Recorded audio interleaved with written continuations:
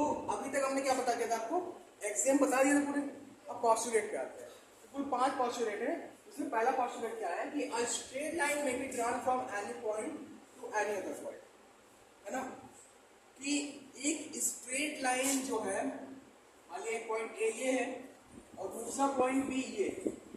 तो ये जो पोस्टुलेट कहता है कि 2 पॉइंट अगर दिए हैं, है ना, तो उनसे हम एक लाइन खींच सकते हैं। देखो हमने खींच भी दी, एक लाइन हम क्या कर सकते हैं, खींच सकते हैं, खींच दिया। लेकिन ये ध्यान देना कि 2 पॉइंट के बीच में सिर्फ एक ही लाइन खींच सकते हैं, एक से ज्यादा नहीं खींच सकते हैं। इसीलिए इसे हम क्या बोलते हैं, यूनिक लाइन बोलते हैं। खींच के दिखाओ, दिखाओ खींच के दिखाओ।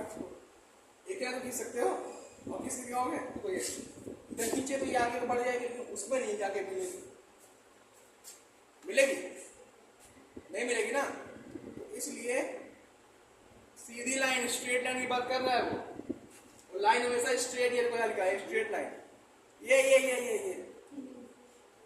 स्ट्रेट लाइन, है ना, क्लियर। दूसरा पोस्टुलेट क्या कह रहा है, कह रहा है कि a terminated line can be produce indifferently. देखो टर्मिनेटेड मतलब समझते हो, जो दोनों तरफ से टर्मिनेट कर दी गई, ना वो आगे बढ़ सकती है आगे नहीं बढ़ सकती। देखो यहाँ पे लाइन टर्मिनेट कर दी गई है, तो एक तरफ ए पॉइंट, एक तरफ बी पॉइंट है। लेकिन अगर इसको हम बढ़ाना चाहे दोनों तरफ से, तो इसको हम दोनों तरफ अनंत रूप से बढ़ा सकते हैं।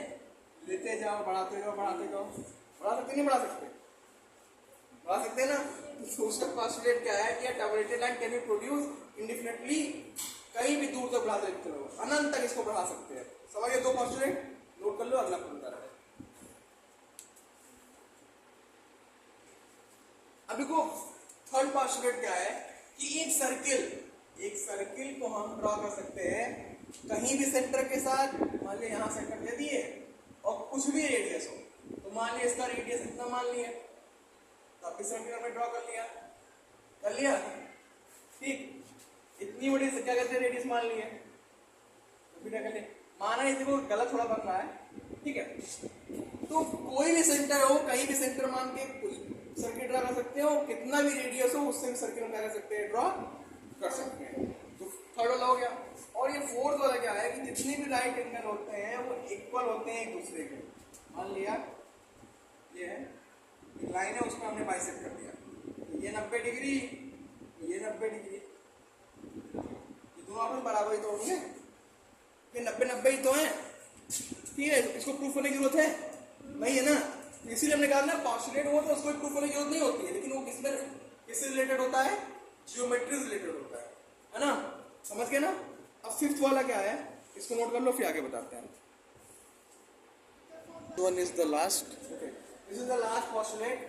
क्या कहता है, देखो कहता ये है कि if straight line falling on two straight line making the interior angle, for example एक ऐसी लाइन हो गई और दूसरी कोई ऐसी लाइन हो गई, इस पे एक स्ट्रेट लाइन से फॉलो अप करा दी गई, है ना।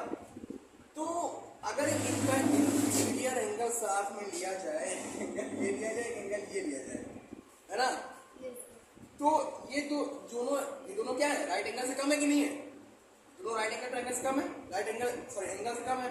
जब राइट एंगल एंगल से कम होंगे तो इनका सम हमेशा किससे कम होगा, मान लिया ये ई एफ थी, जी एच थे, ये आई हो गए, ये जे हो गए, तो ई आई जे और जी जे आई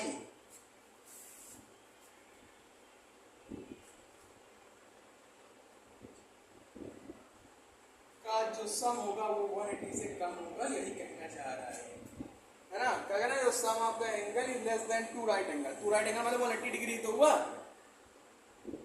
बस कुछ है नहीं। इतना नोट कर लिए, पोस्टुलेट खत्म हो गया, एक्सियम खत्म हो गया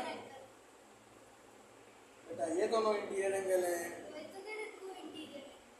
गुड, नोट हो गया।